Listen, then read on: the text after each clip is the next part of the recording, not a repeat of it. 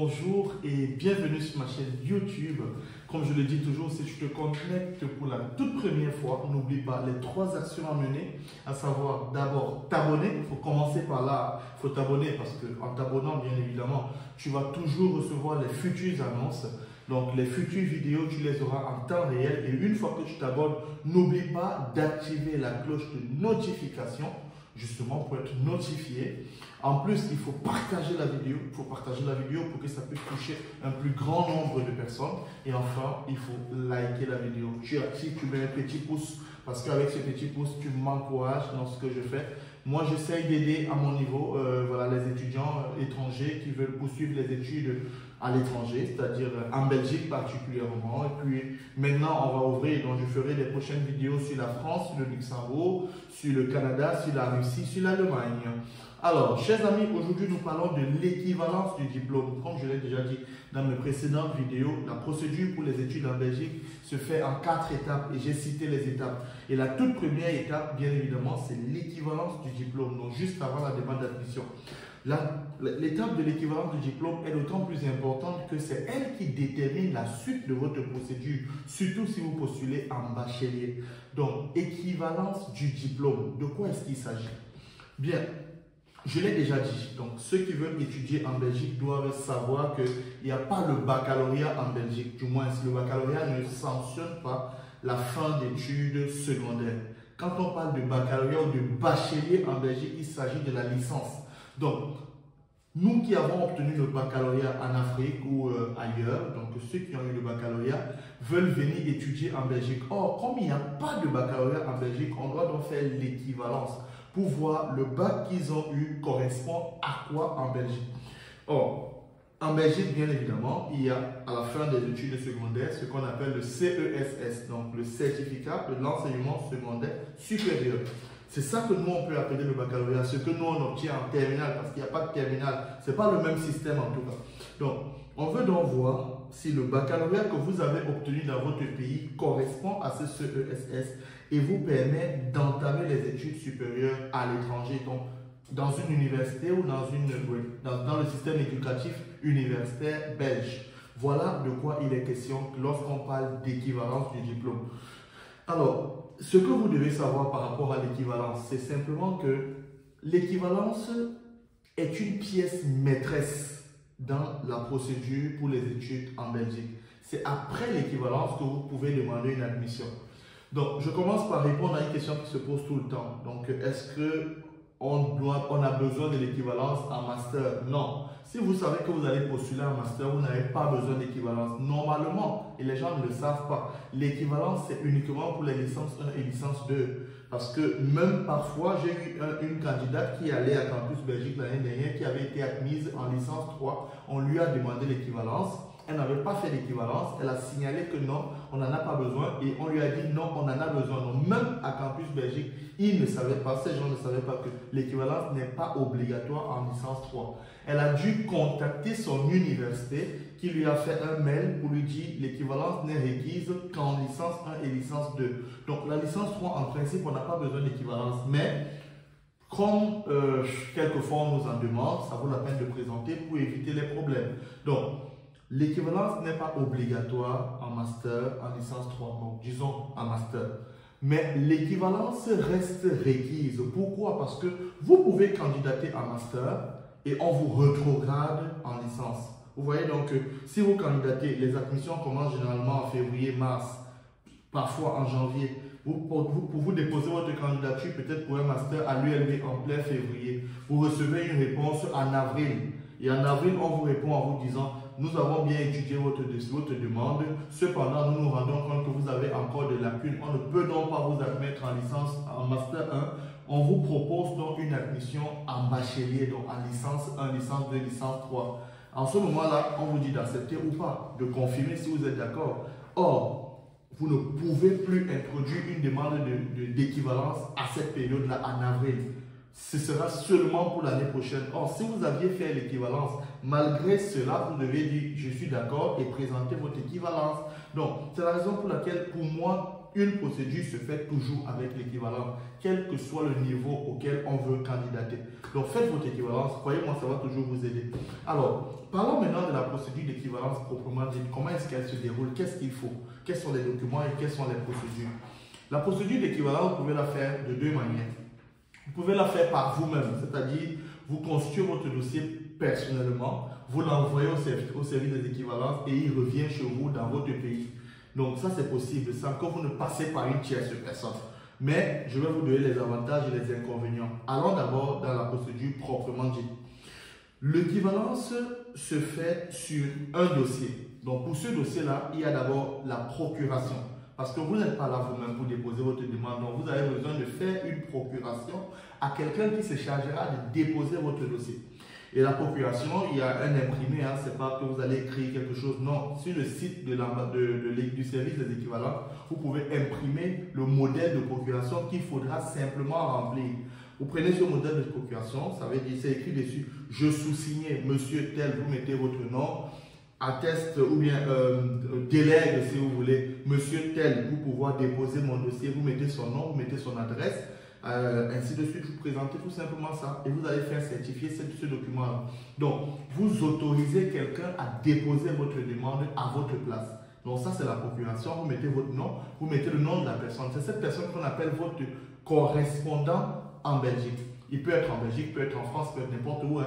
Le correspondant n'a pas obligatoirement besoin d'être en Belgique. Mais il faut quand même qu'il soit dans l'Union européenne. Comme ça, c'est plus simple pour envoyer vos documents et tout, parce que c'est les originaux, on ne joue pas avec. Donc, je demande à tel de s'occuper de mon dossier, du dépôt de la demande d'équivalence au service des équivalences. Procuration, c'est le premier document. À côté de ce document, ça c'est le tout premier, je vous ai dit l'imprimé, vous pouvez l'avoir sur le site du service des équivalences. À côté de ce document, vous devez faire une lettre de motivation. Ça veut dire une lettre de demande d'équivalence. Donc, la lettre de demande d'équivalence, certains ont commencé à m'écrire déjà, est-ce que je peux avoir un modèle de lettre? Vous ne pouvez pas vous asseoir, vous écrivez une lettre vous-même. Quand vous voulez toujours qu'on vous donne les modèles, c'est très simple. Je sous-signe, non, pas je sous-signe. Bonjour, vous mettez monsieur, je viens respectueusement auprès de vous solliciter une équivalence dans voilà, pour le compte de l'année tel ou bien pour. Voilà. Et vous vous présentez, en effet, je suis titulaire de ceci, et puis j'aimerais avoir une équivalence dans tel domaine et dans tel secteur. Le plus difficile, je ne veux même pas dire le plus difficile, le plus important dans la lettre de motivation, c'est de préciser le domaine et le secteur pour lequel vous avez besoin de l'équivalence. Et ça, j'y reviendrai parce que certains confondent les domaines et ils sont très déçus à la fin. Donc, vous faites une lettre donc, de demande d'équivalence. Donc, c'est une lettre de motivation, mais c'est une lettre de demande d'équivalence. J'aimerais avoir une équivalence dans tel domaine, tout simplement. Et puis, vous mettez dans l'attente d'une suite favorable, veuillez agréer. Très simple. Mettez ça de côté. Ça, c'est le deuxième document aussi à certifier. Premier document procuration à certifier au commissariat. Deuxième document, lettre de demande d'équivalence, donc de motivation à certifier toujours au commissariat. Troisième document dont vous avez besoin, la lettre de restitution des originaux. Donc, je sous-signe, non, pourquoi je suis toujours là, je sous-signe?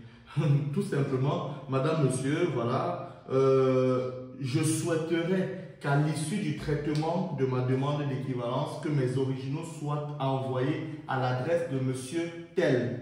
Là, vous êtes en train de dire au service des équivalences que quand vous aurez fini de traiter ma demande, les originaux que monsieur tel aura déposés chez vous doivent être renvoyés chez lui. Donc, c'est une façon de dire qu'il faudrait qu'il reçoive, parce qu'il y a le dépôt et il y a le retrait. La lettre de dépôt, donc la procuration que vous faites n'autorise pas automatiquement la personne à venir retirer. Hein.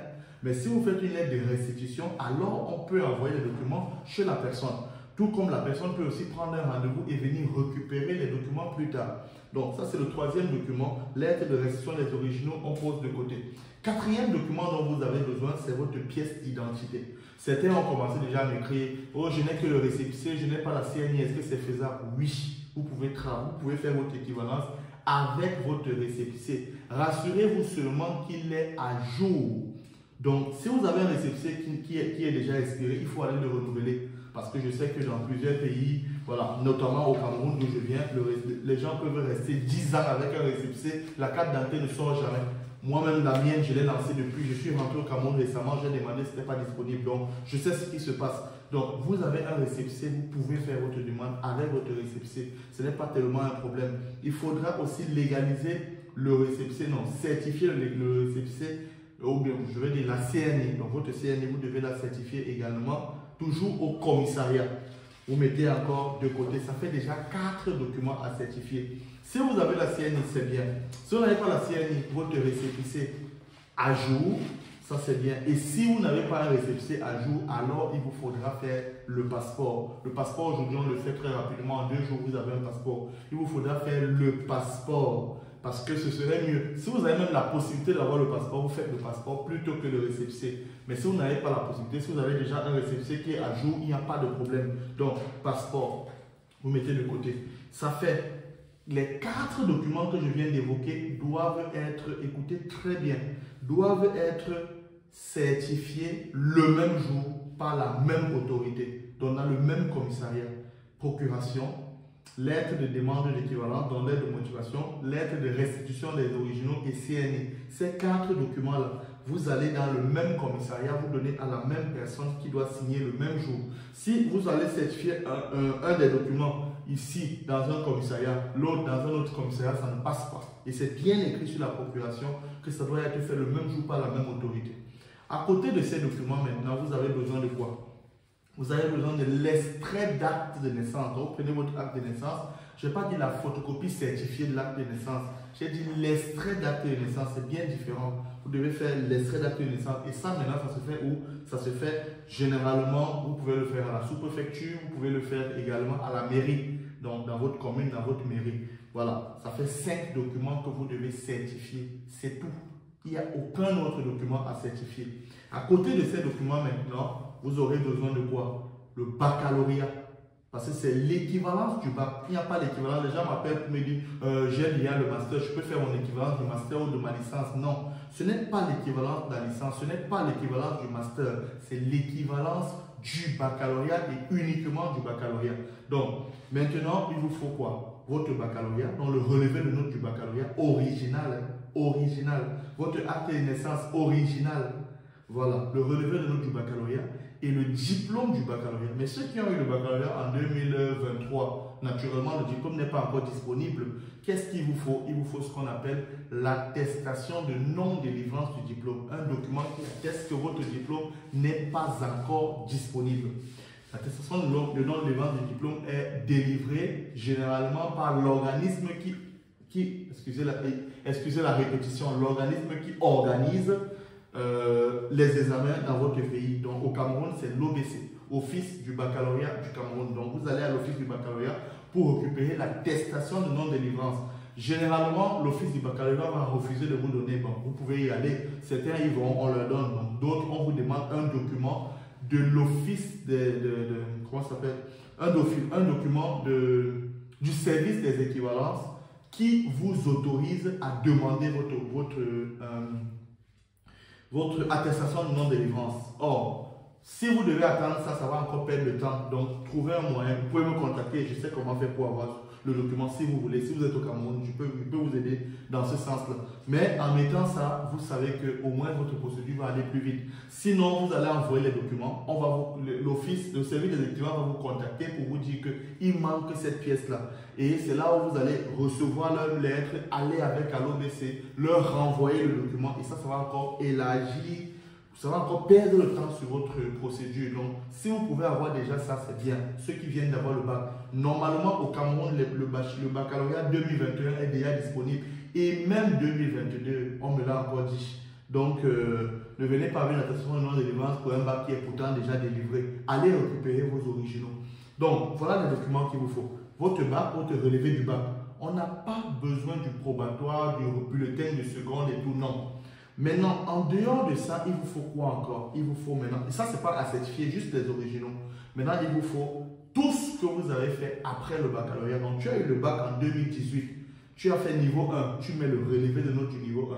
Tu as fait niveau 2, tu mets le relevé de notes du niveau 2. Tu as eu le BTS, tu mets ton BTS, le relevé de notes et le diplôme du BTS. Tu as eu la licence, tu mets ta licence. Tu as eu le master, tu mets le master. Donc, tu dois mettre tout ton parcours académique après l'obtention du baccalauréat. Année par année, tous les relevés de notes tu mets. Mais je ne parle pas de mettre on appelle ça quoi? Les attestations de stage, non, rien à voir. Juste le parcours académique. Tu mets tout ce que tu as eu comme document, tu joins à ton dossier, tu déposes au service des équivalences. Donc voilà, il faut donc réunir tous les documents que je viens de citer. Voilà ce dont on a besoin pour faire une équivalence. Alors, avec ces documents-là, quand vous avez réuni tout ça, vous avez certifié les 4 documents dont je vous ai parlé au commissariat, et puis l'extrait d'acte de naissance à la mairie, et le bac, le relevé du bac et tout le reste. Et si vous venez d'avoir le baccalauréat, pour avoir plus de chance, j'insiste là-dessus, vous devez mettre également votre certificat de scolarité pour l'année prochaine. Donc vous êtes déjà inscrit dans une université en ce moment peut-être, vous mettez le certificat de scolarité.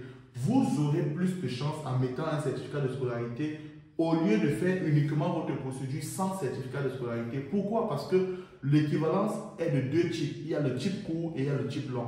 Donc si vous avez le baccalauréat, vous mettez uniquement votre baccalauréat, vous n'avez pas l'autorisation d'étudier dans les universités publiques en Belgique. On va vous donner le type court. Le type court vous permet uniquement d'étudier dans les promotions sociales et les hautes écoles.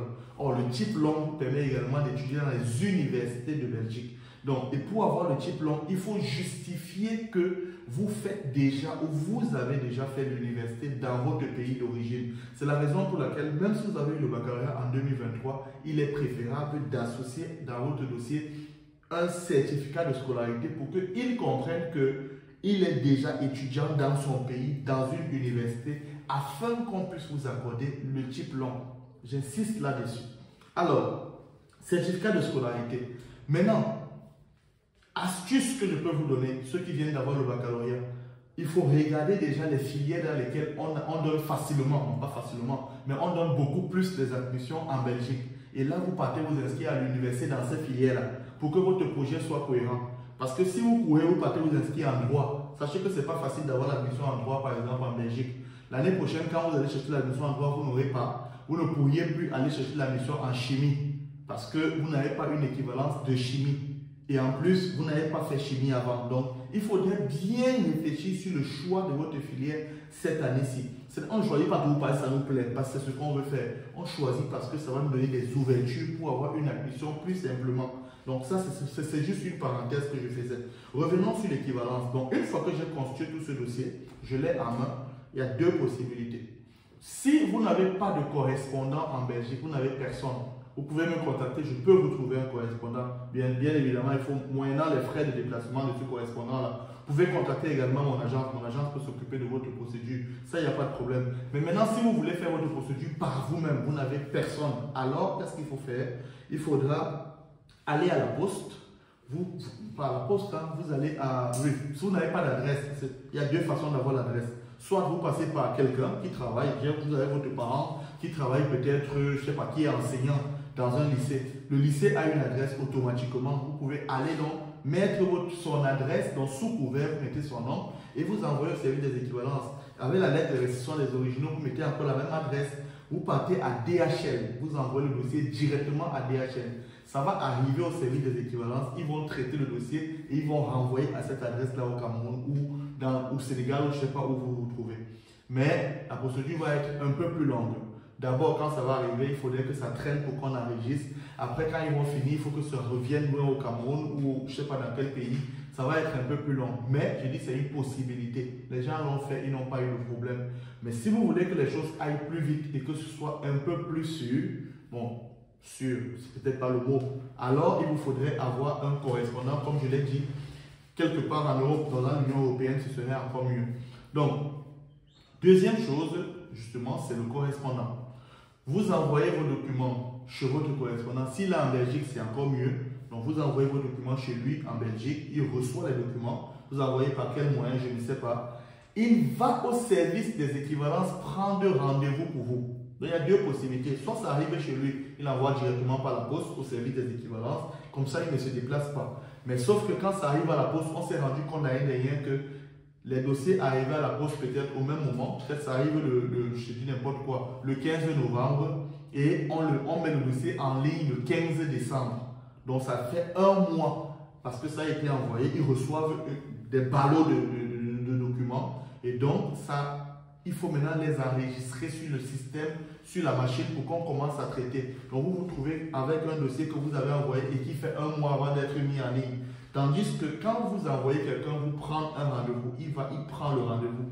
Le jour du rendez-vous, il part déposer votre dossier. On met le dossier en ligne le même jour. Donc ça entre dans le système le même jour et on commence à traiter votre dossier dès ce jour-là. C'est ça l'avantage d'envoyer quelqu'un sur place. Par rapport à envoyer par la poste où on va commencer à traiter votre dossier peut-être dans 1 mois. Donc, vite, si vous vous y prenez très vite, alors vous pouvez avoir la chance également d'avoir une réponse rapide. Et si vous envoyez quelqu'un, vous avez plus de chances d'avoir un dossier qui est directement mis en ligne que si vous envoyez ce dossier-là par la poste. Donc réfléchissez très bien. Et après, il ira également prendre encore rendez-vous pour récupérer votre document. Vous voyez, vous vous rendez donc compte que vous allez déplacer quelqu'un 4 fois. Une fois pour prendre le rendez-vous, une fois le jour du rendez-vous pour déposer, une troisième fois pour prendre encore rendez-vous et 4e fois pour récupérer le document. Donc, il y a des gens à Bruxelles actuellement qui, voilà, c'est leur job. Hein, donc, vous me voyez, vous me dites, je veux un correspondant, je vous donne un correspondant, il fait ça pour vous. Donc, il dépose, il récupère, il met son adresse, vous n'avez pas de problème, vous payez ses frais, bien évidemment. Moi, je préfère que vous le fassiez que de, voilà, mais il faudrait des personnes sûres. Alors, d'autres méthodes, hein, c'est simplement, ça arrive, comme je l'ai dit, et on va déposer au service équivalent parce que certains m'ont dit que comment on va faire pour que ça arrive là-bas. C'est comme je viens de vous le dire. Maintenant, ceux qui ne sont pas au Cameroun, il y a certains pays dans lesquels vous n'avez pas besoin d'envoyer vos originaux. Il y a certains pays dans lesquels vous n'avez pas besoin d'envoyer vos originaux, c'est au cas par cas. Mais les Camerounais, mettez dans votre tête, les originaux sont obligatoires parce qu'on s'est rendu compte qu'il y avait beaucoup de problèmes.